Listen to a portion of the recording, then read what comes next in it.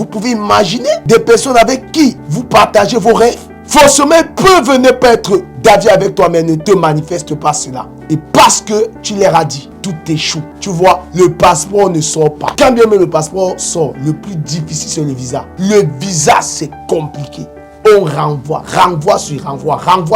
Pourquoi? Parce que tu as partagé ta vision avec la mauvaise personne. Tu sais combien de tes mariages ont échoué?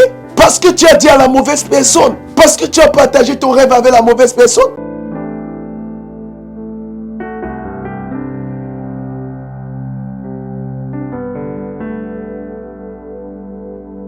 La seule personne, toi qui es marié, que tu peux partager, si j'avais un conseil à te donner, partage avec ton épouse. Il faudrait que celle-ci soit très discrète. Ah oui, il faudrait que celle-ci soit très secrète. Pourquoi? Parce que la personne à qui tu racontes ton rêve va aller raconter à un autre. Est-ce que tu sais que non? Telle personne va voyager dans 2 mois. Non, l'autre va aller raconter. Est-ce que tu sais que non, telle personne va aller dans 2 mois. Est-ce que vous savez qu'il y a des personnes qui dégagent la mauvaise aura? C'est-à-dire, à dire seulement, j'ai telle entreprise à faire, tout tombe en faillite. Regardez, je vous le dis, observez la Bible. Jonas, chapitre 1. La Bible dit que Dieu recommanda à Jonas d'aller à Ninive. Jonas a pris la route de Tarsis.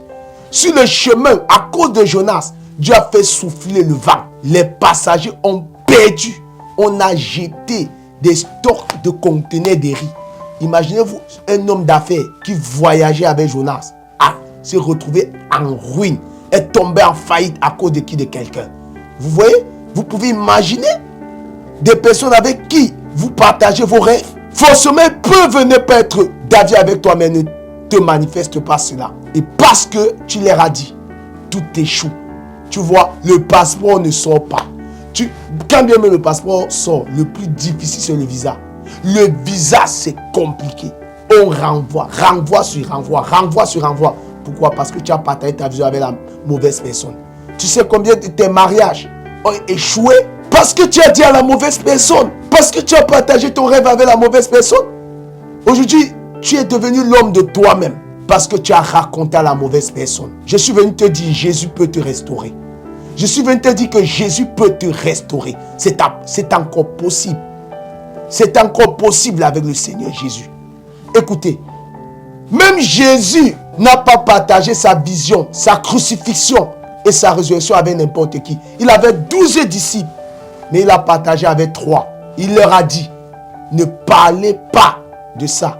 Marc chapitre 9, à partir du verset 2. La Bible explique que Jésus prit Pierre, Jean et Jacques. Parmi les 12, il a pris 3. Pierre, Jean et Jacques.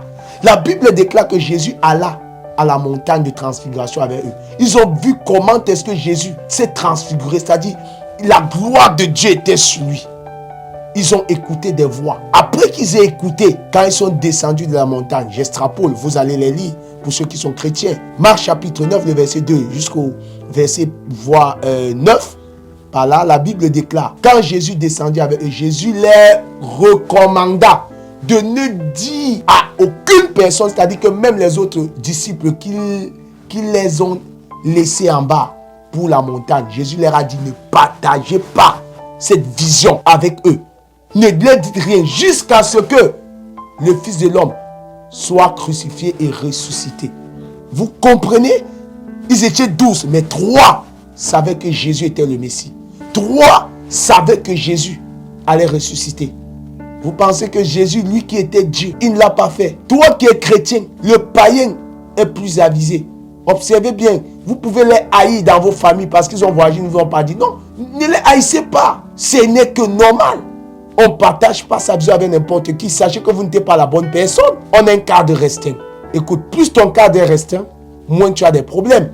Et Proverbe le dit, celui qui a les amis les a pour son propre malheur. Si tu écoutes ça, mets-le en pratique.